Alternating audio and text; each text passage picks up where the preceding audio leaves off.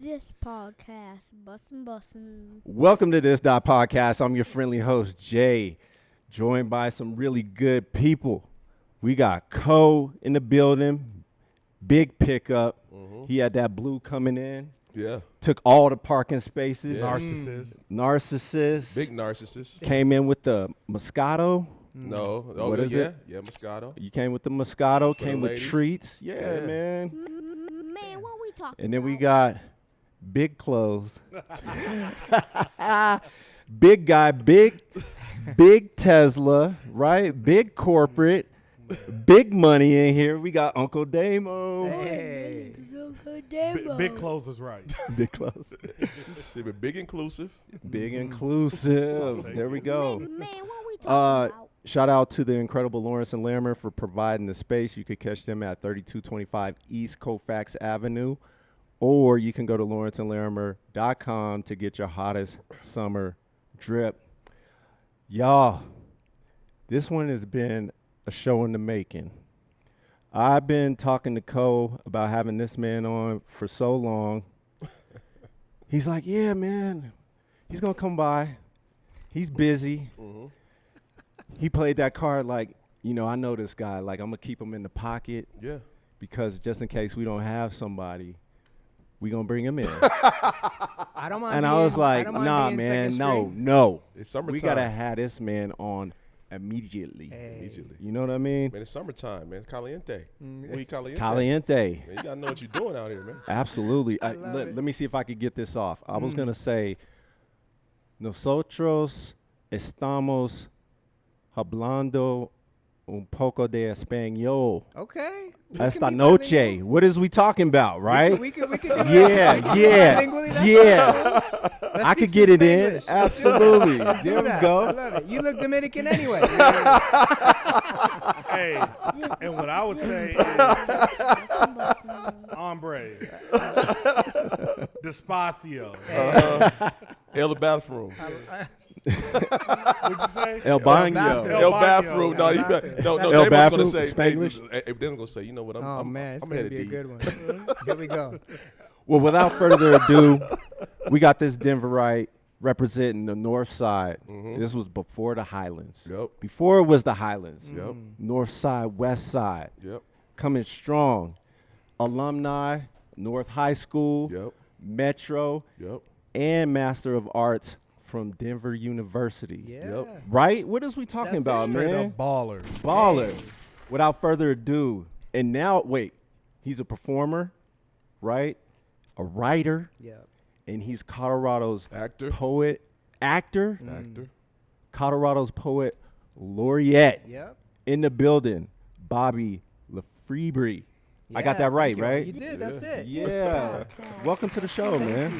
Thank you. It's good to be here. Long overdue. Glad to have you. Glad to be here. This is the homie, like for real, like for a long, long time. So I Y'all done go shouted back. Bobby No. He's out. all right. I done No. shouted Bobby out a couple times on the show. You know what's so crazy is that Co, he's a people's person. He try to act like he's not a No, he totally is. conversationalist, like he Absolutely. can't get along with other people. nah. But he is gregarious. He's a people's champ. He really is. And what was crazy is he used to always talk about you. Like, I never knew who you were, but he was like, man, you gotta Man, make Bobby this. this, Bobby that. Talking shit.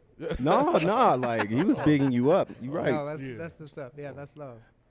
And just the things that you've done, Mm. you know what I mean? The people you've rubbed elbows with on the low, like, it's amazing. Like, hanging out with Dave Chappelle, he told us about that story. Yeah. He told us about Got some good ones. a lot that you do, man. So Mhm. it's glad to have you on Yeah, I the like show. to think that, culture finds culture, and when you're doing good work and when you're in the middle of things that are meaningful, there's a natural entry point that, that kind of thing just happens, that coalescing just happens. And some of it's networking, some of it's knowing people, but other times it's really just the way that you move attracts that same energy, and I think that I've spent a lot of time, being in that space of creating space for people and also Yep. just being in that space. And so real recognize real, you know, and it's cool. It's a lot of fun.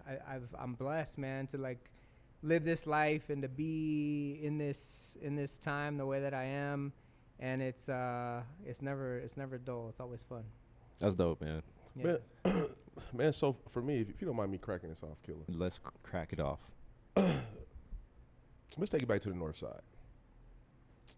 What was the spark for you as a young kid growing up in the North Side that wanted to steer you to the direction of the arts? I always start with this story because I didn't come from like an artistic family. My family wasn't involved in the arts. They didn't, you know, my parents were really into music, and, you know, culturally, you know, just by nature of who we are, we're sort of, we get some of that naturally, you know, but the arts came to me kind of out of nowhere. I was in 8th grade, and I like to say this woman's name anytime I get a chance. Mrs. Barbara Allen. She was the first black teacher I've ever had. And she was the coolest person ever to me in middle school. And What school? Horseman Middle School. Horseman. Yeah, Horseman. And I was in 8th grade, and she brought me into this project for National History Day, which is a competition. It's an educational competition.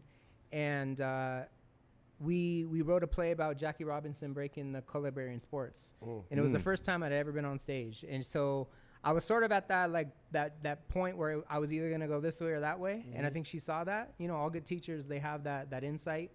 And she saw something in me that maybe I didn't know I had. And she brought me into this thing. And she's like, you need to do this. And it kept me busy. We were rehearsing after school. We were doing all these things. We win the local competition among DPS. Then we go to the state competition, and we take state. And that makes us eligible. That then takes us to nationals. So the first time I was ever on an airplane was for this performance, this thing that we did. And so it opened my eyes immediately to the world, hopping on a plane for the first time, performing for the first time, Where'd being you in go? DC. We were in DC. DC. The competition was in DC. And the little play we wrote was so fire. The Smithsonian, representatives from the Smithsonian were at the competition, and they saw our little show, and they're like, yo, how long are you all in town? And we're like, 2 or 3, 4 days or whatever. They're like, hey, we have an event tomorrow. We would love you all to come through and perform a piece of this play at the Smithsonian. So this is 8th grade. That's huge. This That is 8th is. grade. They're taking these little hood kids to the Smithsonian, and we're performing. And from that point forward, I fell in love with performing, and I knew that I would always do it. And so if it wasn't for Mrs. Allen, I don't know if I would have ever found this kind of work. Did you know how big that was, though? Not at the time. It took me years to figure it out. Actually, it wasn't until college until it really clicked. That said, when people started asking me these kinds of questions, what was the moment? I had to think back, and then I was like, what was that? That was it. Wow. That's dope. Yeah. That's dope, man. So fast forwarding a little bit. So you become Colorado's poet laureate. Yeah. I've been working hard to say that because if you It's a look at it, it mouthful. doesn't pronounce that way. But tell us about that feeling when you were given that, or when you were given the position. Yeah. But first, what does it mean? I'm Yeah. still trying to figure that shit out. Nobody really knows. Yeah. When you ask anybody, like, what a poet laureate, nobody knows, like, locally, nationally. No, it's really like it's a governor-appointed position Yep. that serves as an ambassador for poetry across the state. We have one here. We have a national poet laureate. And basically, you are the state's official poet. So you go around serving as that ambassador, whether that's through readings or workshops or just facilitating conversations, dialogue. The way that I've handled the position, it's been far more about community building and conversation starting than poetry, because I think poetry's the foot in the door to the conversation. Here we go. But what's really behind all of that is the work, right? And it's community building. It's the way that we talk about who we are, how we are, and why. But it was incredible, man. Like in 100 years, I'm the first person of color and the youngest ever appointed to the position. Round of applause, man. Yep. For real. We've only had 8, right? Yeah. Total. Yeah, which is crazy. That you is. know? But it was great, and a lot of the interviews at first, they were asking me how it felt and, how it felt being that. And like right away, I went to like the obvious, which is I shouldn't have been the first, Yeah. and I could, get a lot of ego satisfaction from being the first, but really Right. I wanted to point out the problem with the issue that it wasn't something that people like us occupied. And why is that? You know, we all come from rich traditions rooted in poetry, you know, black and brown communities, Asian communities, communities of color. We all have histories of oral tradition. We all have poetry that's been the mechanism by which we've understood ourselves and our cultures and our existence from the beginning of time. But these structures that are rooted in white supremacy and academia, they are not welcome to our aesthetics, to the way that we move, the way that we talk, and that trickles down into these types of posts. Man, so Bobby, let's drill down there. So were you ever, did you ever feel, because, you know, when I see you on Instagram and I see you just out in the world being a poet and doing what you love, I've never felt that you presented yourself like being hamstrung. Let's be honest, like Colorado isn't the most diverse state. You know, like we like to present as we welcome diversity, we welcome inclusion, we try to present as this melting pot state, right? But we're not, right? So when you show up as Poet Laureate, do you ever feel a responsibility to say, can't really say that, I may need to, you know, this may be a little too political for me, you know, this may be a little too racy. Like, how do you negotiate all that? No, I don't. I never feel that way. And actually, I actively push in the opposite direction. Love it. And, you know, when I met with the governor, when he invited me to kind of chat about the position, he knew who I was, right? So it's like, you chose me, you know what I mean? Like, I didn't come knocking or begging for this position. I didn't seek this out. And like, if you don't know what you get when you book me, that's your fault. Like, I can tell you all, you did some research about, you know, asking me questions today, understanding who I am, how I am. And if you don't know that, like, that's not my fault. I'm gonna read something real quick, just because I think it answers your question in poetic form. And I think, you know, since we're talking about it, I'll read it. They invite me to a thing where the men in suits all look the same, and they twirl and clink wine glasses as the cheese sits next to olives on plates too small to fill anything but image. Everyone is secretly starving, and they laugh at each other's jokes even though they're not funny. And they talk about golf and last quarter's returns, and they ask me to read something that is joyful and festive and celebratory, something inspiring that will make people feel good about gathering, but 50 migrants just died in a truck at the border, and the Supreme Court is an active shooter, and the police just filled another black man with 60 holes, and I am not a topical poet, but the elders have taught us that the job of an artist is to reflect the times. So I get on that stage and I do what I do the only way I know how, and when I am done, someone tells me that the position of Poet Laureate is supposed to be apolitical. And I say, maybe it is, but I am not. And sometimes the only thing better than a standing ovation is a room full of silence. A mentor once told me, sometimes your job as an artist is to be invited somewhere and ensure they never invite you back. We should have opened the show with that, Niv. Hey, Goodness. Can you leave? Show's over. No, that's it. Good. Like, Show's over. One and done. Cut. One and done. cut. 5 minutes. Dog. Yeah. Wow. That's awesome, man. Yeah. So, you know, it's that. It's, you know, to answer your question, it's like, I actually feel like my responsibility is the exact opposite. It's to make people who have made us or tried to make us feel uncomfortable for so long, give them a taste of that, you know? It's not uncommon for me to be in a room full of people that don't look like us, talking about things that make them uncomfortable in ways that I don't have a problem with, you know?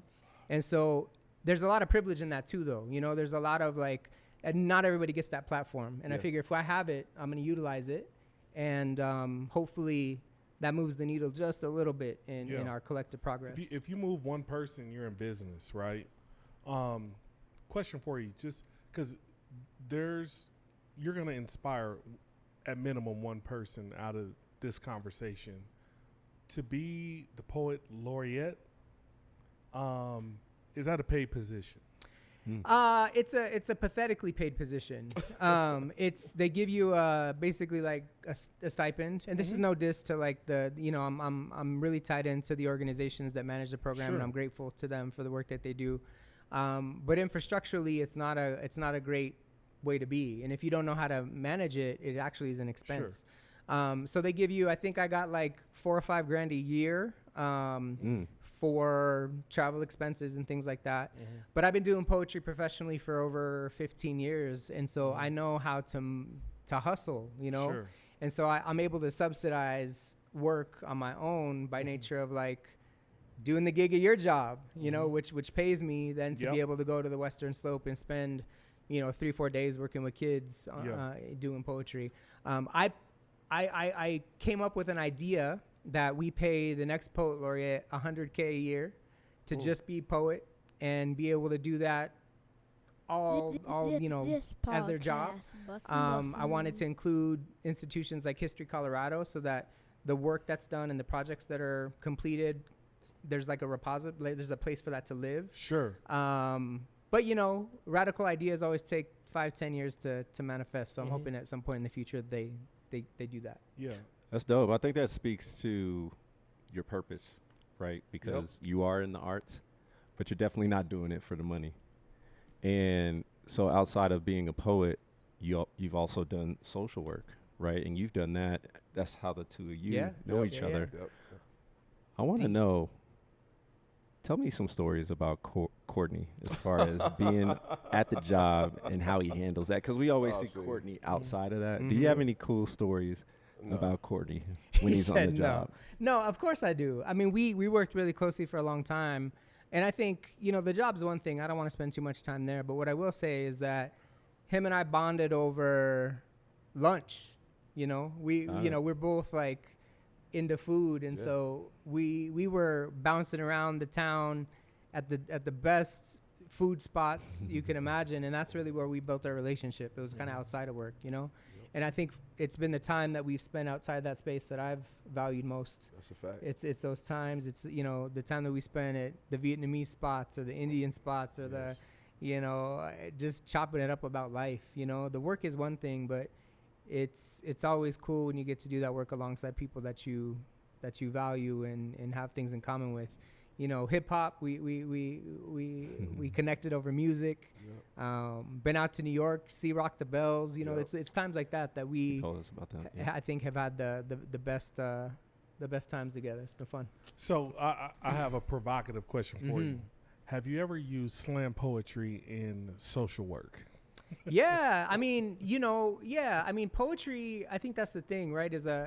For me, I have a hard time delineating like my identities. I feel like they're all mixed together, and poetry is just a part of who I am. And working with young people for so long, it's a tool that you use to it was a tool that I used to chat with folks and get into them in ways that they wouldn't talk to you if you didn't have that common purpose.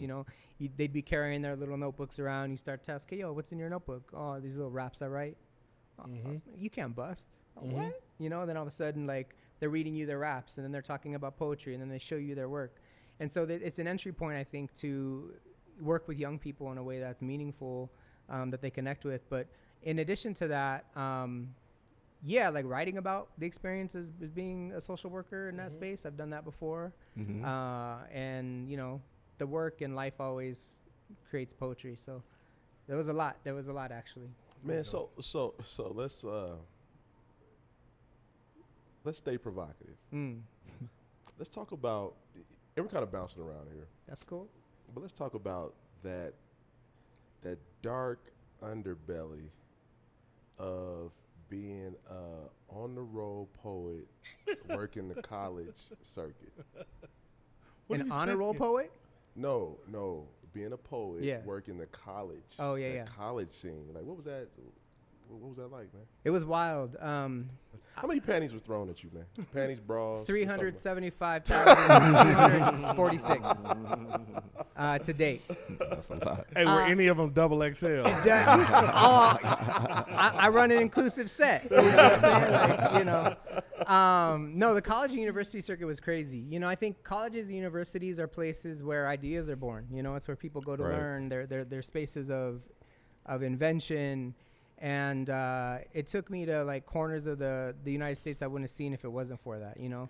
Crazy rural towns to the biggest cities and the biggest, you know, Ivy Leagues to like community colleges and everything in between, you know. So it was a wild time, like traveling so much, being gone, and, you know, just figuring out who you are when you're like in your own solitude. Because traveling, you know, that amount of time alone was a lot. But when Bobby spits a love poem, like one of them sexy ones too, like one of them ones that just, you know, I can go. You know, what's the What's the reaction? expectation? the reaction, you know, when you're doing that, you're strictly a performer. Like they're hiring you to entertain. You know, Right. like obviously, like I would weave in stuff that made us think a little bit, but largely, especially a college crowd, they want to have fun. You know, they're trying to party, they're trying to hang out. Let's try to go home with something. Yeah, that Okay, too. so- Yeah. I was doing What's a the show. work This look like? this kind of matches your theme. I was in Texas. I did Texas Women's University once with so all right outside of Houston. Yep. Right. You know, I was out there, all female college, all femme college, and I was there with another poet who's on our roster. His name was Carlos Andres Gomez, and this is a His pretty name sounds sexy. Carlos that Andres. was Yeah. a sexy night. Carlos Andres Gomez is pretty light-skinned, Colombian, Latino, blue eyes, chiseled features. What kind of beard he got? Beard? 5 o'clock shadow. 5 o'clock shadow. Clean face. Oh, clean face. Clean face. okay, Baby he butt clean. face. Okay. Baby butt face. But okay. that show in particular, we had like, you know, the after show festivities were a little bit longer than they usually were, you know. Interesting. But yeah, there's women, you know, all the time. Dude, he's a poet. Is you He's watching good, it? man. Is He's you not gonna watching? give you. He's Are not. you watching it? He's not gonna give you. He's giving you the PC, man. All this was pre. All this was pre. This was pre. So give a pass, please. You know, it's crazy though, because you know, poets, you know, that is one. And there's other people that use that, you know, like you. If I wanted to, I could activate the shit out of it, Absolutely, right? yeah. But like, it's Activate. also What? kind of corny, right? Activate. Activate. You could I could activate it at any moment, but it's corny, you know. I Is try it not to be corny, too- It's though? kind of corny. Why? It's too easy. It's like Got it. it's like way too easy. you- Words are powerful, man. Yeah, you speak to somebody's soul, you getting it off, and you Man. reading those bars. Totally. No, it's That's- What's the illest love haiku you got? I mean that one that just made them panties fall down. Let me see. I don't know. I don't really have a love haiku. Like T, like But when you say I stuff know like- what it is. You can say stuff like, know what a it woman, is. there should be a dessert name for the way you taste. That's an opening line to a poem. Every time Amen. they go crazy. Yeah. They go crazy. But it's also corny. Like it's easy, right? Like love poetry, when you're performing it for a reaction, it's different than when you're When you're writing it for right. like a real purpose, right? So when you're Yeah. entertaining versus when you really mean it, Absolutely. it's different, you know? And we know how to write to get that response. I know how to write to get that response. And I prefer writing something that is a little more meaningful, but it's in the pocket, you know? It's in the pocket. So I love. So what you say? What type of dessert you taste like? Woman, there should be a dessert name for the way you taste. And they go nuts. And they go. Crazy. Because they ready for that. They're ready for They're it. ready They for want it. to be tasted. Absolutely. So what's the dessert of choice? I'm not a big dessert guy, but I would say Savory snacks. I would say carrot cake. So Carrot cake? Carrot cake. I would say Well, cheesecake. Cheesecake. Yeah. So we have an Well, audience. no, what would you Savory say? snacks. Just in general? No, what flavor of dessert? What I want to taste? Yeah. Yeah. See, you don't got Carrot answers, cake. right? Carrot No, cake. see, and that's that's very what I said. specific. Carrot cake. That's what I Hold said. on. Big Mike's here. Do you see that Big shirt? Mike. Hey, that thing don't even go past his belt. Oh my god. The bear is in the man, Big Mike heard it building. was Latin night. He said, "I'm gonna come down with two. You I'm just only gonna missing button the up two chain. buttons." You just need the chain, daddy. Hey man, Big Mike said it was Latin night. I'm only gonna button up two Oh my buttons. god. I love Hey, how Mike, I love front of how the I'm on the camera. show and it's Latin night. That's my favorite shit ever. I love it. It's great. Hey man, I'm down show. though. I Will said you it. come in front of the camera, dude? Can you show him what you got on real quick? Just like real you got quick. to. And oh, he's being shy. Did you All right. shave? Did you shave today? He got the You shaved the chest chest today? showing, You shaved the chest today? dark beard. I think he got What's some up, stuff Chore in there. Daddy? Look at that, man. What's up, Chore Daddy? Yeah, just sit there. Yeah, look at that. He got the grapefruit shirt. Being all fine. Hey, our Yes. view's about to go up. Just sit right there, Looking all Daddy. scrumptious. Hey, Mike, what's your best dessert taste? My best dessert taste. What's your favorite dessert? What would you like a woman to taste like? What dessert? Mango. Did he say bagels? Mango. Oh, He said bagel. he said mangoes. That's Oh. hilarious, yo. All right, he said bagel. back to Bobby. All right. To Bobby. Hey, Bobby you can get night. out of here now, Mike. Bye. So I want to talk about, because you wrote a play, Yeah. Northside, Yeah. 2019, Yep.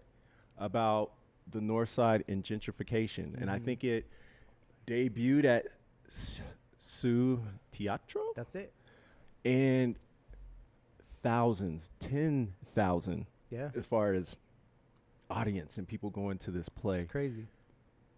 Two things. That's awesome to write one play and get that kind of turnout. Tell us also why gentrification within the North Side was so important and you had to bring enlightenment to it. Yeah, my family's been in the neighborhood forever. My grandma still lives in the house that, she's been in since the early 60s. Where? 43rd and Navajo. Okay. Yeah, in Sunnyside. In Mhm. Sunnyside. And,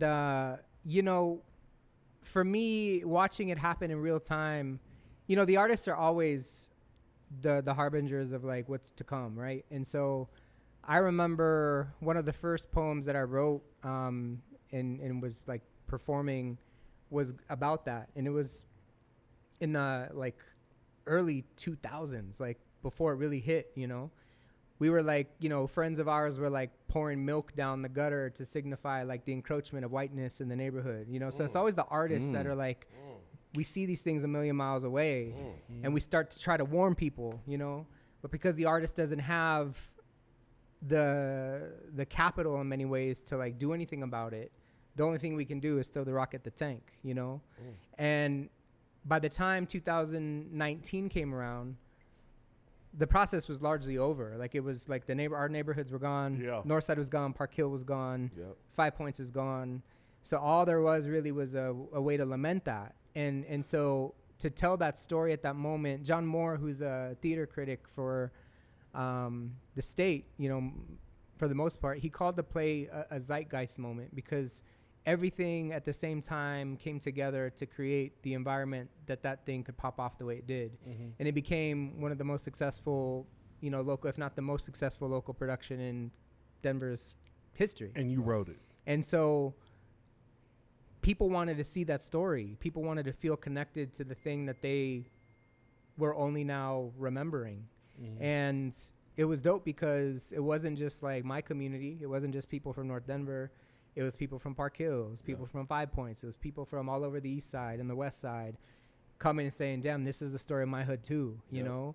And then they would tell their families. And it was dope because we had like intergenerational, abuelita to like baby was at the show, you know? We had everything from politicians to gangsters at the show. It was like everybody showed up and showed out to support. And we had to keep extending the show and kept extending the show. And it became like a wild part of our lives for like a very long time, And, shout out to the cast and the crew and everybody who put in so much time and effort. But yeah, that's why I did it, was to say, hey, look, the most that we might be able to do is remember and use that memory as a jump off point for conversation. And we did it, and it was beautiful. Love that. No, This that's dope, yeah. podcast, bussin'. Before I do this or that, is there any other questions y'all want to get to? So for those who are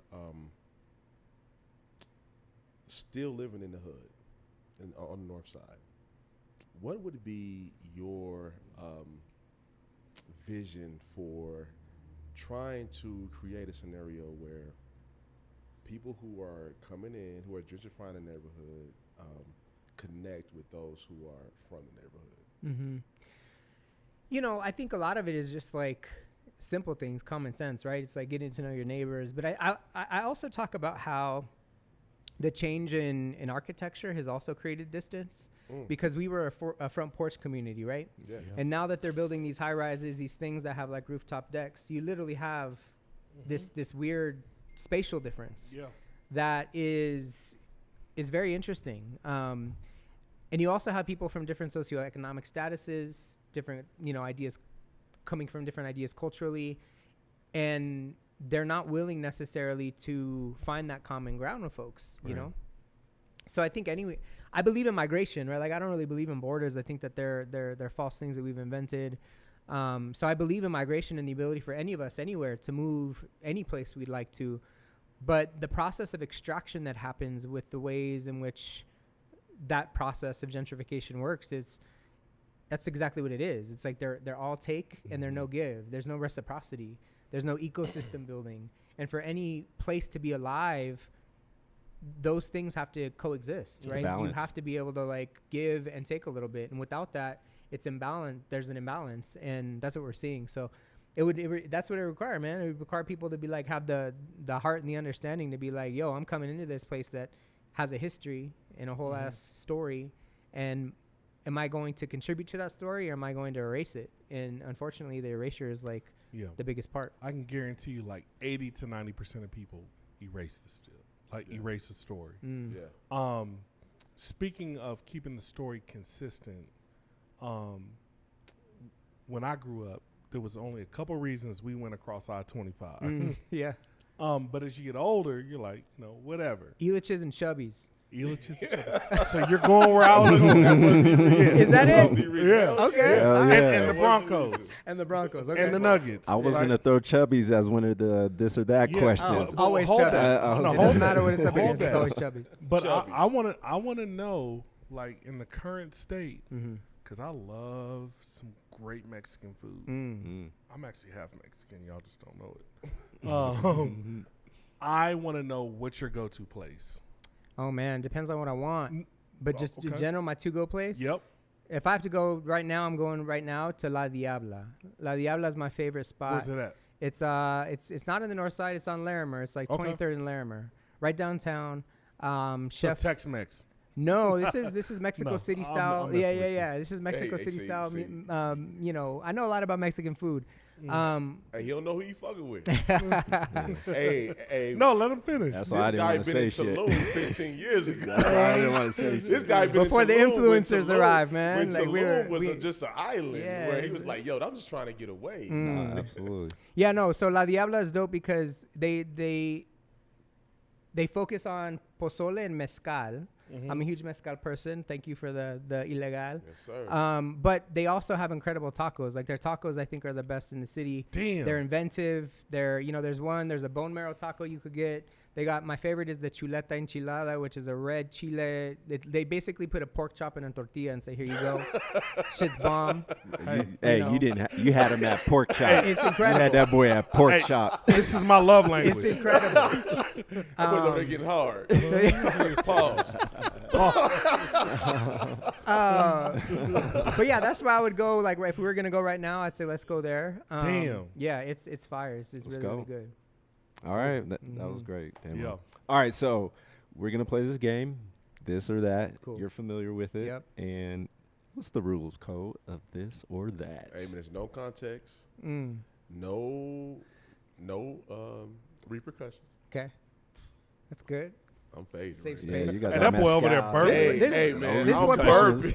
He poured a cup of mezcal like 6 drinks deep. So Hey, man, this This or mezcal that. hit me a little different from that tequila. This or that. This mezcal hit a Yeah, little he different. like, we eating that this or that. You can either get with Is y'all this. ready? Yeah. yeah, I love it. Black sheep. hey, I'm faded right now, man. All right, here we go, See, Bobby. Look at this dude got the damn things all crooked by the Dude, I'm faded, dog. Courtney. Hey, man, when family come to the building, you get a little comfortable. Let's go. I love it. Yeah. When family come to the building, you get a little comfortable, Absolutely, man. All right, here we go. All right. This Comfortable or around that. family. This or that. or that. All right, don't kill me, man. All right, Mexico City Lounge or La Fiesta? Mexico City Lounge. Hell yeah. Yeah, all day. Classic. Minus the American cheese. Sonnet, sonnet, or haiku. Haiku. Okay. Pen or type. Pen. Ooh. Morning or nighttime writing. Night. Okay. Metaphor or simile. Metaphor. Okay. Concheros or chinelos. I hope I'm saying that right. I might need some context. All right. Listen, Chinelos? I think I'm saying that right. He's like, Chinelo. huevos rancheros? I was The in- I was in Mexican Tep- dances? Yeah, yeah. So chinelo. Chinelo. Yeah, Okay. yeah. I was in Tepoztlan. Anyway, we're not. Story later. All right. Yeah, Okay. Which one? chinelo. Chinelo. Yeah, yeah. All right. My bad. Merengue or salsa? Ooh. Look, Salsa. Tatiana looking at you like, Salsa. all right. Salsa. All right. Man, we just left. What's my spot? What's my spot down there? Me, you and Wasinda went. La Rumba? La Rumba. Oh yeah, yeah. That's salsa, That- right? Yeah, salsa. I Yeah. like They do La a little bit Rumba. of everything. But yeah, they In the salsa heavy. church sometimes, or they used to. I don't Mhm. know, but American Me or Colors? American Me. Okay. Damn. Mm-hmm. Suavemente or Whatever's next. Lambada? Oh man, Suavemente is like it's classic. I'll say Suavemente. Let's be corny. All right. See that? I knew it. I knew he was gonna hit me with that. I knew he was. Like he asking Let's be corny. some pop shit. All right. This might be another one that you might kill me for. Okay. Gloria Stefan or Selena? Oh, Selena. Okay. Yeah. Selena got them cheeks. Cheeks. She Cheeks. does. Double cheeked up. Indeed. That is all I have as far as questions. Man, Thanks for Northside or playing. West Side, man? Oh, you know what that is. I mean, I'm from the north, man. I gotta Okay, go with the okay. I north. just want to make Absolutely. sure. I just want to make sure. You Yeah. got one, Damo? No, I mean, I would just say, This podcast. Thanks for Bussin' playing. Bussin'. yeah, thanks for playing. I would just say, like, one of the people that's been on the show that showed a ton of love, similar to yourself, is Marissa. Mm-hmm. And, I know that you all know each other from, back in the day, and appreciate the love, man. Yeah, no, absolutely. She's great. And she's another example of like someone using her work to amplify folks. You know what I Yeah. mean? The Yeah, stories she absolutely. chooses to do as a journalist are important. She operates with a lot of love and care, and she's fun And too. passion. Got it. Totally. Yeah.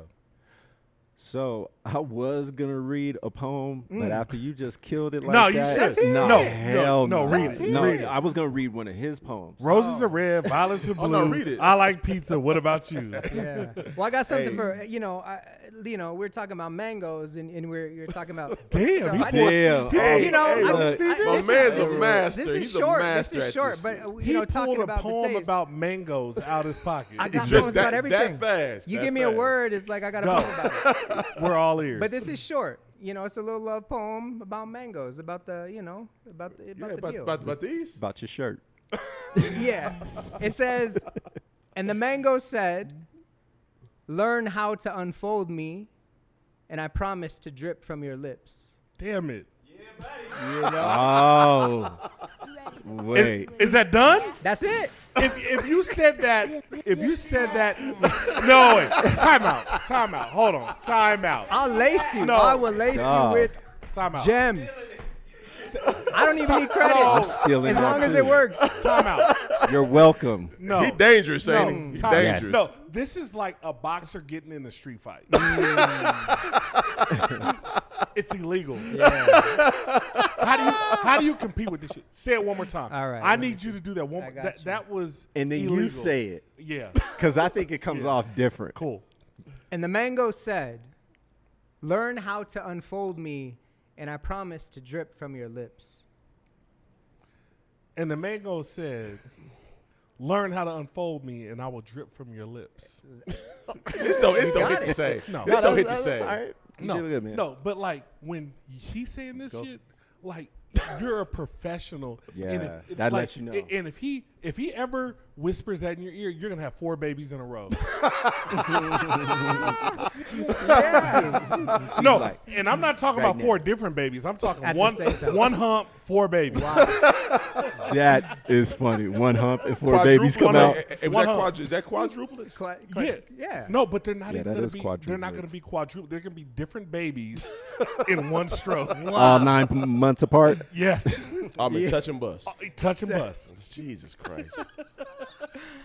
No, it's That's good. hilarious. Sometimes I'll do that. Sometimes I'll just pick a random word and like figure out, like I'll put it in the notes in my phone and see like what have I written about this word. Or sometimes if Got I'm it. bored with like sets of poetry, Yeah. I'll type in like sun and I'll only do a set of words that have the poems that have the word sun Yeah. in them. So Got it. You're Yeah. talented. And thank you, talented. thank you. So, pickles. Pickles. What about them? I've never written anything about a pickle. Good. Pa- Good. Yeah. Pause. Because Courtney. Pause that whole phrase. We're good on mangoes, Hey man, that's illegal. What he did with the mango, That was- strawberries. That was that's not fire. even fair, That man. was fire. He didn't even talk about whipped cream. He didn't Nah. talk about like any like apparatus that should be involved. He just talked about unpeeling the mango, and every woman in this room got pregnant. Oh my God. Yo, but how? But so, what's the responsibility with that? That's what I'm saying. You gotta have a certain sense of responsibility to say, man, my mouthpiece is lethal. That's true. like yo, 'cause it really don't matter how you look Courtney, if your that's why I said mouthpiece it's is just just like lethal. a boxer, man. Yeah. These hands are lethal. My mouth is lethal. Yeah, I mean it's like anything, right? Anybody who's good at anything that knows they're good at something, they have to like be responsible with it, right? Like I don't just, it's not, conceal carry. Let's talk about, Let's go. it doesn't mean I Fire. have it, doesn't mean I'm just gonna pull it out unless I need to, right? And Talk so to 'em. that's the way it works for me. Is like I know I have this skill, I know that I have this talent, and to be honest with you, a lot of times I don't. Where it would be easy to pull it out, I think that's the least righteous thing to do. Dude, you have like This the podcast. WMD. That's funny. Yo, Bobby has like the WMD in bed. When he wants her to climax, he can say some fucking ill shit. And on demand, it's like there. So Man, let's take wild. let's take it back. I am unpeeling your mango right now. See, it don't sound the same when you say it. That sound wild. Hey, so can I replay? What's the Courtney rating? said? That sound aggressive. When you said it, it was like, hold on, I don't know if I hold want on. that. What'd you say? Mangoes peeling back, oh my god, dripping from your lips. Like that sounded different when you said Great. it. It's great. This is what Courtney sounded like. Where's your mango at? Hey, Oh my god. one thing that I would say is you talked about acting with responsibility. When you walk in public with that hat on, isn't responsible because they know you're coming with bars. Okay. I'm coming with some heat right now. Yeah. The Yeah. hat I'm gonna says it. Zorro your ass to death. Zorro your ass. I'm different. I'm different. I'm gonna write a Z on that motherfucker. Wow. I know a B. I'm gonna put a B on that motherfucker. No, I'm gonna unpeel a mango with the Z. Oh my god. You know what's crazy though? This conversation, like the fun that we're having right now, is not the fun a traditional poet would have, right? Because they take themselves too Too seriously. serious. Yeah. But we're sitting here talking about mangoes and whatever, all under the umbrella of poetry, which I think is super, super dope. Yeah, That is man. dope, man. Yeah. Well, then But it's the energy that you give off. it is. Yeah. It has nothing to do with us. It has everything to do with you. And it's like you're letting your talent. You talked about giving space earlier. We're giving space for your talent, but you're taking the space and putting it out there. So I Yeah. think that's dope. Man. Cool. That is dope. Entertainment, Oh, dog. man. You brought it today. You brought it. So so this is the poem that Letitia, do you have your ring on? I'm scared. My wife, I want to make sure she has her ring on. Hey man. got it. Oh yeah, Yeah. you spitting up. Them Latin lovers have talked them draws right off. He might have took her just off of the video. Man, listen, man. What woman you met don't want to be on the island of Spain somewhere, just brawl off? Eating mango. Raw. Off. Yeah, in Nude beach. Mexico, somewhere nude beach, just just laying on the Yep. beach, just free. Just free, right? Free, just Yeah, have free. Fernando come up there just feeding her grapes or some shit. Yeah, please. Fernando. better- my Hey, God. with the big fan. Yeah, with the fan. With the Hey. fan. Oh yeah, for the. Oh my Hey, God. man, when you see your That life, hey man, sounds when your girl's in the bed and her mouth's crazy. wide open, it's Fernando up there feeding her. Where's this at, Co? Out on the bed, man. When she in the bed, sleep, man. No, you but just where? Like, why your mouth wide? Where you said at? You said Mexico. Oh, in in Mexico? Hey, Tulum. Jalisco. Yeah, Yeah, I feel you. I love it. This dude's been trying to read us a poem, though. Let's hear it, killer. Let's hear it. It's not sexy at all. no, that's it doesn't okay. matter. Yeah. Uh-huh. All right. This is Jay reciting a Bobby poem. Here we go. And it's not funny, so let's get serious. Yeah, let's get serious. All right. Patriotism is the biggest blindfold. Cognitive dissonance, the most comfortable beach. Oh, glory is nothing more than a million unanswered prayers, but a mass grave. I'm sorry. Let me start over. See, I can't. Oh, glory. No, it's good. It's good. Let's go. Oh, glory is nothing more than a million unanswered prayers swaying in the wind. What is your flag but a massive grave? A noose, a cage, a carrot dangle. What are your stars and stripes but armament? Armament. Armament for battle. Murderous colors flying. Blood in red. Colonialism in the white. Brutality in the blue. What is your independence but a parade of smoke and war crime? Dude, I'm fucking it up. Why don't you read it? No, because I'm dyslexic or something because I'm getting the lines messed up. What is your independence but a parade of smoke and mirrors? What is your allegiance but a war crime? The most privileged among us profess that ours is the best country in the world. Some days I believe that to be true. Other days I know too much. Every day I understand there will never be liberty or justice on stolen land. Man, what we My talking bad. about? Quite the difference from it's a little different than the mango. Boo. Yeah, that's a lot different. Boo. Yeah. But I do want Boo. to talk about cognitive dissonance. Mhm. That's been a key word for you in a few of your poems, I feel like that's been repetitive. You know, my undergrad work was in psychology, and I think that psychology is like a nice entry point to understand. All poets are is like this observational being that sees something in everything. And for me, like psychology, the understanding of people and human behavior has always been foundational to my practice as a poet. Yeah. Because so much of like what we do is take in and then distill and then spread out, messages. And so for me, cognitive dissonance is in psychology is this idea that we know but don't do, right? And like we understand but ignore. And Because it doesn't resonate with you. yeah, or you're on purpose trying to like live your best life free of the responsibility of understanding what it means to live in a world where we're calling out the things that are making us collectively not well. And people choose that day in and day out. And the poet's job is to make visible those things that people try and usher off into the shadows, And so for me, that's what that's about. It's about, I think the most effective poetry is like saying exactly what you mean. Yeah. I think throughout history, people that say, oh, I don't understand poetry, I think that's because the people that have traditionally produced poetry are more invested in head tricks and ego satisfaction and tricking people. If I write some shit that nobody understands, it has to be elevated, right? It has to be intelligent. When poetry is a primary vehicle for communication, and if we're not communicating, if you're not receiving the message that I'm putting out into the world, it fails. So poems like this are just like an on-the-nose critique of imperialism, of capitalism, of the ways in which we ingest and sort of live in this fucked up place that Kinda. we pretend is better than it is. Yeah.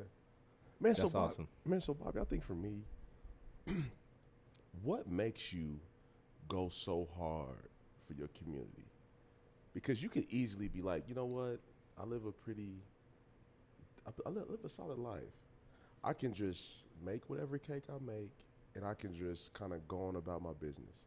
But that's never been you. You go hard for your community.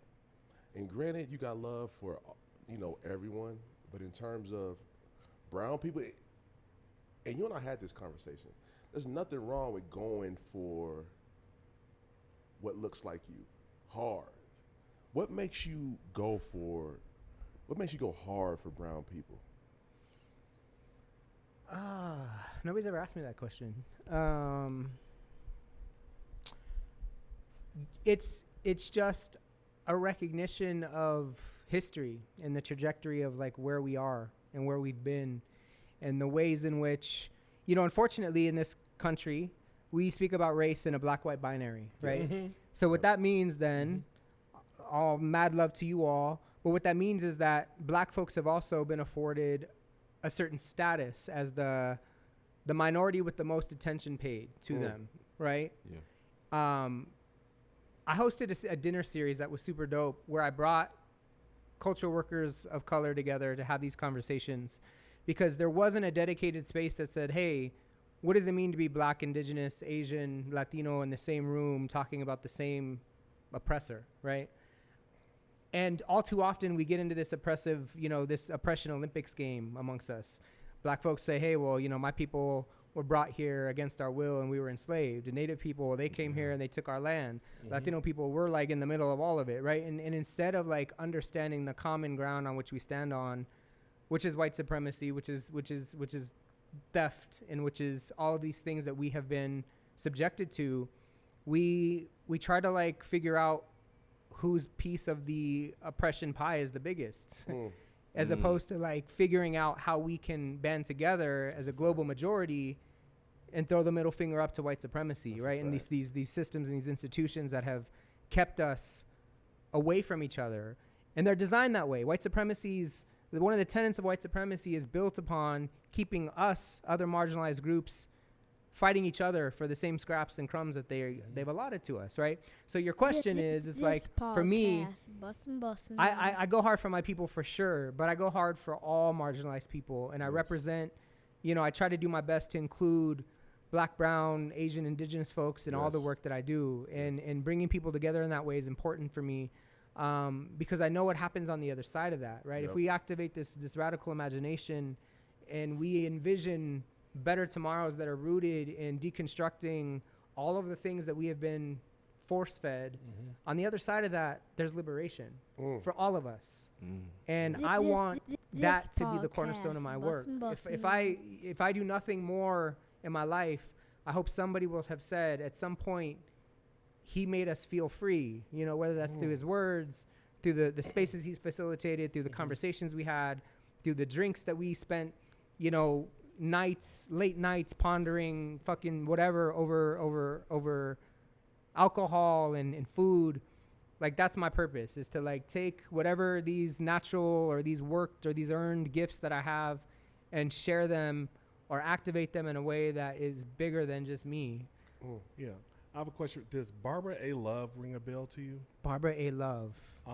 Liberatory consciousness? Because you talk through some of like her principles on delivering and executing on like diversity, equity, and inclusion initiatives that are rooted in. And so let me rewind. What does white supremacy mean to you? White supremacy to me is it's a collection of systems and institutions and ways of being and thinking that when activated as a whole, create irresponsible, false, and other narratives that are meant to uplift some and make bullseyes of others. Cool. Yeah, no, and that's, thank you for saying that. And that's part of what Barbara A. Love talks about, and then how do you deconstruct that? And there's like a system that you follow that has to do with like awareness, you know, like discovery. These aren't the words, but there's like 4 steps that are involved, and the last one is like accountability and how you take action. Because like a lot of times you try to take action first, and action should actually be last. Plan your work your plan. Yeah. So no, like when I heard you talk, I was like, oh, okay. Like you were hitting on some points, but good stuff, man. Yeah. Absolutely. Bobby. Yeah, I told you. Deep. I told you. Deep, bro. Mangoes and white supremacy. Hey, That's funny. That's back the layers. That's the title. Peel back the layers. Yeah. No, We We got just got range it. up in here. Mangoes and white supremacy. or mangoes and Jay doesn't know how to read a poem. That too. Boo. You had the nerve to come in here with something that says the biggest on it. It does. That says the biggest. Am I the biggest person in this room? Yeah. The biggest clothes. Yeah. That People got shirt the could fit biggest- 3 people. That boy got the biggest shirt on. It's still tight. It is. Oh, no. He has to cut his clothes at night so he could get undressed. Oh my That god. boy got the biggest shirt. I Why got you the biggest looking shirt at- on. It's still Hey, snug. how did Jay read that? That boy got 2883 vision. Because it's like 100 size font, man. Oh my god. It's not as small as you think. It's the Okay. biggest. So can I ask you all? I know I'm like your Yeah, guest go. or whatever, Yeah, right? yeah, But yeah. like just thinking about like the space that you all have created. Yeah. Right? Yeah. And I'm a fan of like what you all are doing, and you know, folks that you're choosing to engage in conversation. You recently had Mayor-elect, you know, on the show, but like, what is it about creating this space? The dedication that it takes to run this thing every week for what 100 and how many episodes now? Man, we're 115. 115. 115. What is It'll be the like in a 115. nutshell? What is the why behind that? Because this is also a platform, right? Like Yeah. this is also a movement. This is also a space intended to unpack ideas and have conversation. So like, why are you all here? Do you mind if I start, Jay? Yeah, go ahead. Yeah, go ahead, man. I would say in my wildest vision, when Jay called me, I remember exactly where I was when he called me and said, hey, I have this idea. It's like, okay, cool. Like, yes, thank you for calling me. I'll be included. And we were scrappy, and like our first, let's call it 25 episodes were trash. Looking back, they were trash. And there was like this evolution that we had, and Jay was like the catalyst for that, of like, yo, we need to step our game up. And, you know, it's interesting that Mike is here because Mike is like the 6th man that comes in, but like the 4 of us really like spend some time trying to get better at what we do. And Mike, you know, said, hey, you know, like every Friday's just not for me, that which is cool. Better to do that than be halfway in.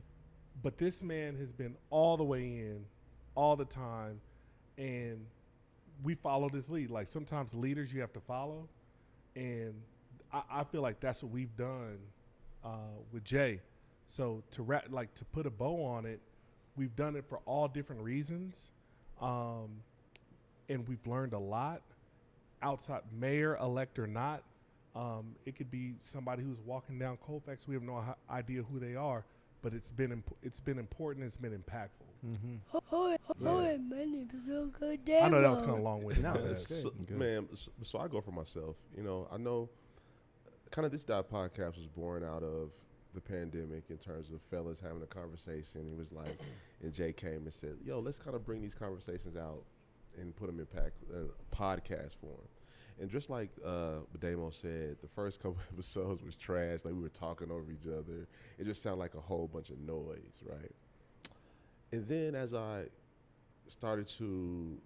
process started to go on and we started to get better, I kind of felt myself getting more invested. You know, like I never wanted to I never had any aspirations of being a podcaster, but having the opportunity to sit down with dope people such as yourself, and the whole like just the whole list of guests we've had on the show has really drawn me in. You know, it's just sitting down, just shooting the shit. Like, you're not going to come on our platform. We're not going to push you all crazy. We're going to ask some outside the box questions to laugh, you know. But just having a conversation, having the opportunity to sit down and meet new people, have dialogue, and just get to know who they are, it just drew me in, you know. We put a lot into this podcast, you know. We know that it's a point to where our platform is really starting to come to a point to where it's starting to be valued. I think people are starting to really respect what we do. And it just feels good to be a part of something that is growing. And especially when you catch it at the initial point, you know. I love these dudes. Man, we come in here every Friday and we laugh and we talk shit to each other. I love it. And we have these conversations that are so dope, man. And like, yo, my life is built around this podcast. It's built around it. It's like, and it feels weird, like on some Fridays we take off and we don't have it. It's very seldom. I want to say we had maybe 3 Fridays off. Yeah, something like that. But, you know, it's just, I finally found something that I started at it's not I finally found, but in my adult life, I found something where I've started at the very infancy stage of it, and I'm just going through the process. So that's what's kind of got me hooked. Love it. That's About you, dope. Killer? You ready Well to said. boogie with that? Man, what we talking about? Good job having your third kid, Hassel. Yeah. Well, yeah. You said from the infancy stage. Hey, man, post-vasectomy? Yeah. Yeah, but I ain't had this the old-fashioned way. This podcast. Go, Jay. Bustin'. They said it. You know what I mean? I'm here. No, that's lame. Nah, man, I Expand. don't need to talk. I let the pod talk for me. That's what I do. We've been here for 115. We gonna keep it going. We got great guests like you. Love it. Having the audience, like, that's why I do it. You know what I mean? Yep. The streets was asking for it. I said, all right, I'll get out of bed and give y'all something. Now we're You going know what I'm somewhere. saying? That's what's up. They was like, yo, what happened to the old Denver? I was like, man, I got you. Let's talk about We it. need those stories Yeah. because they're getting lost in gentrification. Mhm. These transplants are coming, telling their stories, like, which is cool. To your point, the migration. Yeah. That's a lovely thing, but the history needs to stay. Yeah. Yeah. You need to know where your history is. So Yeah. Now we're going somewhere. that's Let's do why I do this pod. Now we're going This somewhere. dot. Hey, you had like a peanut butter spread answer. So like they said it. Oh, it was good. Thank you. But there's also something humbling, man. Man, you know what? You know what's crazy? Is regardless of who the guest is, every time they walk through the door on time, I'm humbled. Because it's like, yo, like, there's a lot of shit you can do with your Friday night, Bobby. And I tell this to everybody. I'm not just singling you out because you my dog. Everybody that walks through this door on a Friday night, Mm-hmm. Wednesday, whenever they can make time, or a Saturday to spend time with us, it's humbling, man. Because people play you. Like, people can be like, man, you know, I got soccer practice from my 0-year-old. I got soccer. He has soccer practice. Yeah. Motherfucker 2 days old. You Yeah. know what I mean? Sounds Motherfuckers about will right. Motherfuckers will give you any type of excuse. But we've been fortunate enough to have people that we've reached out to be on the show that's been solid enough to come through the door and give us great content. Yep. And every time I see someone walk in with 3 people by themselves, 15 people. I didn't know I could bring people. I could have had this place hopping. Yeah, Packed. I know I you know could you have. could I have. know you could have. We could Mr. have a little Mango, party. man. DJ. Every Hey, Mr. Mr. Mango. Mango. Hey, over the here. mangoes would have been going. every What? time, every single time Let's I go see to somebody Safeway. as a guest walk through that door and want to give us their story and trust us with their story, I'm humbled. Mhm. And that's a great feeling. That is. What else you got for us, Bobby? No, that's it. I mean, podcast, that bussin'. and that won't lead you wrong. You know, like, that's been my approach the entire time. When you have the gift of somebody's ears and hearts and time, Mm-hmm. you have to know that is a position of privilege. You know, so there's not And one trust. absolutely trust. Yeah, absolutely. There's not one time that I'm in front of a group of people doing whatever it is that I do that I don't thank them for being there, for listening, and also engage them in the conversation. Because I could talk at a crowd for an hour. Mm-hmm. I could floss and, you know, read all the poems I want and go through this little journey with them. But unless I know how it impacted them in real time, unless I know what they're dealing with, what they want to talk about, I'm far more interested in the conversation. And that's why I asked you all, because I think anytime that you facilitate space for conversation, it's a sacred practice, you know, like this is an ancient thing that we're doing here, you know, that this gathering, this communication, this communing, like this is all we've ever done. And in a modern context, I think that the podcast is allowed for these ideas to be far reaching, and you know, big ups to you all for holding it down. And right on, Bobby. I would say one thing I learned from you today is the power of words. I always understood it, but I think you put it in a different context for me today. You know, whether it's the power of positive thinking, the power of influencing via words, like all of that. So storytelling is another one. And all that being said, is you had a great time on the show. Oh, it was great. Yeah, hella fun. Could do this all night. Who would you recommend for this show? Yes. Woo! Is there anything that you all feel like you have Doesn't matter. Doesn't matter. You have a blank canvas. Right now, I think somebody that would be interesting to chat with is Stefan Brackett from the Flowbots. I've been talking to him. He's got a project right now that I'm invested in. He's trying to create a different nighttime economy. So he's trying to change the way that we experience nightlife in the city, making it more accessible, inclusive for everyone, including young people. And he's got a really solid idea. I actually invited him to be a speaker. I'm curating a series right now at the Museum of Contemporary Art called Mixed Taste, where we bring people together, 2 experts in a subject, to do 20-minute speeches on their subject. And then we bring them in front of a crowd and do a Q&A to try to find like entry points. The first one we're hosting next Wednesday is the homie Roberto Montoya. He's going to be speaking about James Baldwin. And then the homie Opt One, Ben Chavez, he's going to be talking about sneaker culture. So 20 minutes each, one on Baldwin, one on sneaker culture. We bring them together, have a conversation. But Stefan's going to join us to talk about his new kind of imaginative idea of like creating a different nightlife. So I think Stefan would be cool. Let's see here. I'll get you all a list of names. Hey, just tag him in the video. Yeah, okay. That's it. Stefan Brackett, we're looking for you. Yeah. We're looking for We're you. looking buddy. for you, son. Man, Stefan should have been here. He should. You know what? He was driving on the block one day, and he was like, I got to come on. I was like, man, we waiting for you. Oh, so he's watching. Yeah. So, Yeah, Stefan, he's you watching. watching and you ain't been You here? ready to bust Yeah, with exactly. Stefan podcast? tripping. Bussin'. We could call him one time. So one time I saw a Dave Chappelle show, and he was doing one of his like midnight rants at Comedy Works, and you know he pulled out his cell phone, and he's like, let me see, I'm famous, I know famous people, let's call Kanye West. Phone up to the microphone, brrr, brrr, didn't answer. Most Def, calls Most Def. Brrr. Hey, yo, Dave, what up? What up, Mos? It's Dave. He's like, yeah, yo, I know. I'm in the studio. What you need? He's like, never mind.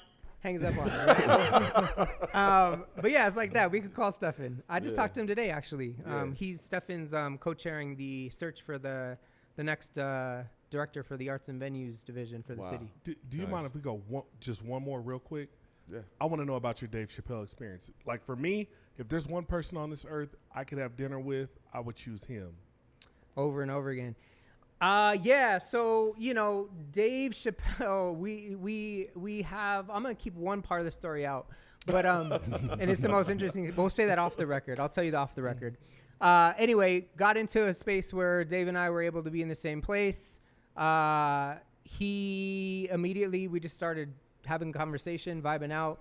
And Dave's That's common actually, for him. He's very introverted. You wouldn't think so, but Dave's actually a very private person.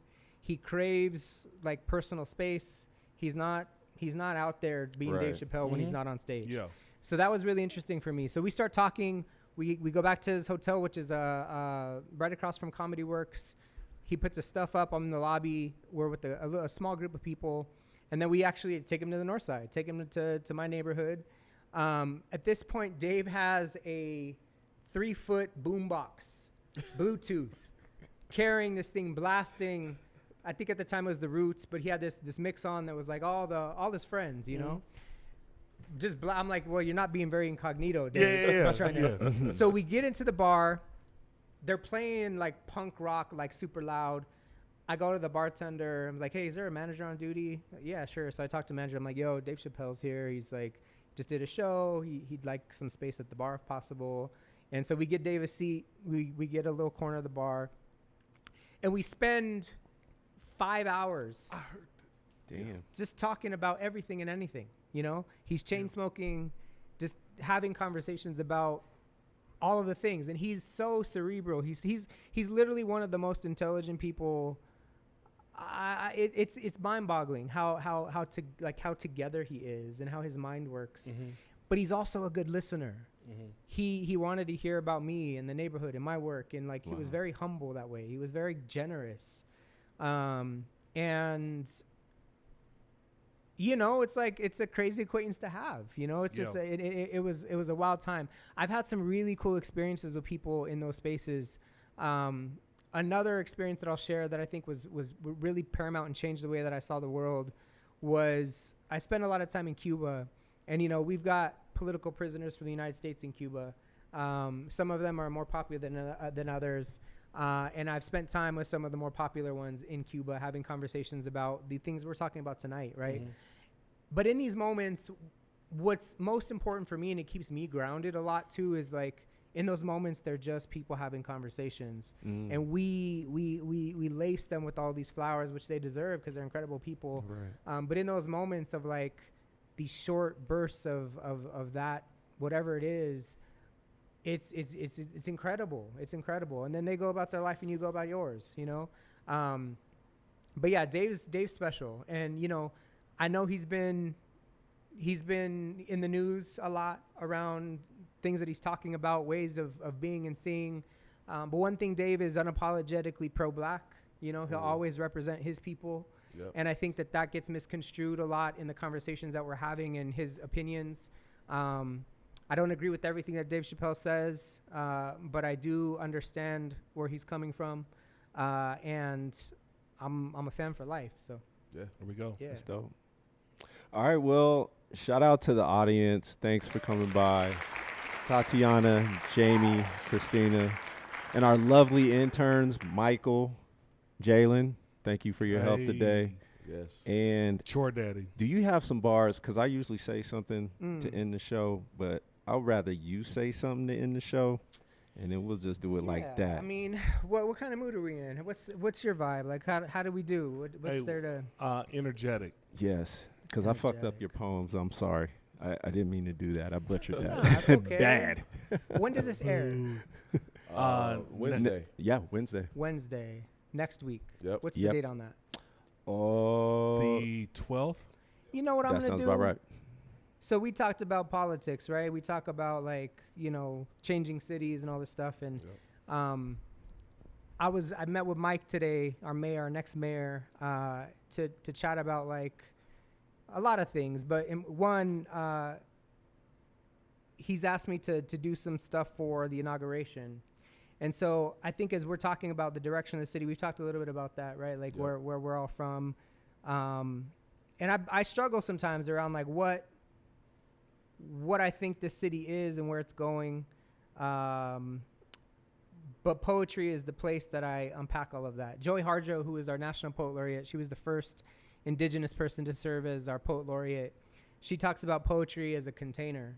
And poetry is the space that we put things where we just don't fit anywhere else. Mm-hmm. And so it's no mistake that people come to me or people come to poets to make sense of things that don't make sense any other way, right? Yeah. Right. And I think that's the biggest like compliment as a writer, as a poet, is when somebody comes to me and says, hey man, we have this thing, we don't know how to do it, can you help us make sense of it?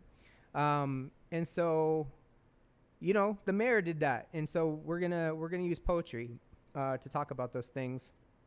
It's kind of long, but we a little outro. We're here for it. Yeah, the outro. Let's do it. And this is kind of a mashup of stuff that I've written and new stuff. So, yeah. Let us say that this moment right now is all there is. And if this moment right now is all there is, let us fashion from it something marvelous. Let us drink from its mouth until we become intoxicated. Let us stumble into the euphoria and ecstasy of the now. The mundane is an enemy of the magical. Humdrum, a murderer of the mystical. So let us imagine, let us build, let us peer into the future unafraid. The future, where roots and imagination converge to usher in new things. For what is a city but the people? What is progress but the populace thriving? What is hope but fortitude embodied? Dream with us a new... I need something to drink. Now I don't feel so bad. Yeah, Now I don't feel so bad. You got something to drink? Water or mezcal? What hey. Maybe water. Professional here. Oh, you took a shot of mezcal. Just a little Yeah, gota. we got it. I'm gonna start over too. 'cause, No. We can Just cut from it. there? Yeah, Okay. we can cut Okay. it. Cool. Oh. I forget about the power of editing. Yeah. This happened to me once recently too. I don't know. I was in, where were we? We were in Trinidad. My voice is only ever given out. This is a special moment. My voice is only ever given out 3 times. Once was in the middle of 5,000 people. One was like in the middle of this dedication, and now. Got it. Hey. It's all We'll right. take it. So See, there's now I special don't feel so moments. bad, man. It's not that easy. Yeah. Let's see. Oh, what I we- sounded like Yeah, trash. looking all nervous and shit. No, we good. We good. Hey, I'm going to have you come up here and read some stuff one time. Cool. Yeah. All right. The mundane is an enemy of the magical, humdrum, a murderer of the mystical. So let us imagine, let us build, let us peer into the future unafraid. The future, where roots and imagination converge to usher in new things. For what is a city but the people? What is progress but the populace thriving? What is hope but fortitude embodied? Dream with us a new Denver, one we are proud to rep with resolve, where multiformity is more than a metaphor and no need goes unmet. A revolving world refuses stagnation, and so should we. A new city is possible, a new city is here. All around us living and breathing, the present is now. The future is extraordinary. Can you see it? The vision, can you hear it? I'll stop there because I'm tripping again. Okay. Yeah, it's long. Hey, Dude, man, that is beautiful. You man. should. I This think podcast, bussin'. feedback for you. Please. I think you should tell people to close their eyes and Mm. you embody it a different way. Yeah. Like, cause I did close my eyes for a second, and the words that you were saying just like hit a little bit different. Mm-hmm. It's special. It's a Yeah. cool piece. I can't wait to say it. Man, but as a poet, you got to paint the picture. That's it, man. That's why we like like honestly, man. That's why Nas is my favorite rapper. Cause I can sit back, I can close my eyes, and he paints the picture for me. Mm-hmm. Absolutely. I don't have to. I don't have to like really think really hard about what he's saying. He just paints pictures. And as a poet, that's your job, to create this world for a person, Yeah. to take them outside of what they're currently experiencing, Mm-hmm. to put them in your world and to put them in a place where they can see what you're talking about. Nice. I mean, Ashe. you're doing it right now. Man, Yeah. what we talking You're about? leading us through that Ashe. journey. Ashe. I will say, Ashe. just for your pod purposes, like if we do need to do something else, I could probably do that just to make sure that there's an exclamation point, because through editing and stuff, it might be weird if it's like, or cut that all together just because I wasn't able to Sure. get through it. So whatever y'all prefer. You good, man. However Okay. you want to do it. You Yeah. can even do that for your teas if you want to. Yeah, If you want I to read think a that'd be poem, good. that's your T. you know, Yeah, you want to read a poem, That'd be better. Yeah. What's the tease? We'll tell you after the show. Okay. I'll take you through it. Well, that really steps on my you never stumble upon the unexpected till you stick to the familiar. He just came over here and stepped on that. So paint a picture. Paint a picture. That's what he did. Paint New a picture, man. New city. Tell that lady you love, man. Paint a picture for her. Now tell Open it- up some mangoes. Open some Oh my mangoes. Yeah, man, but you better follow through. look, Courtney, he digging in like. You paint the Tell you picture, you love better her. follow through. Let's go. Oh my god.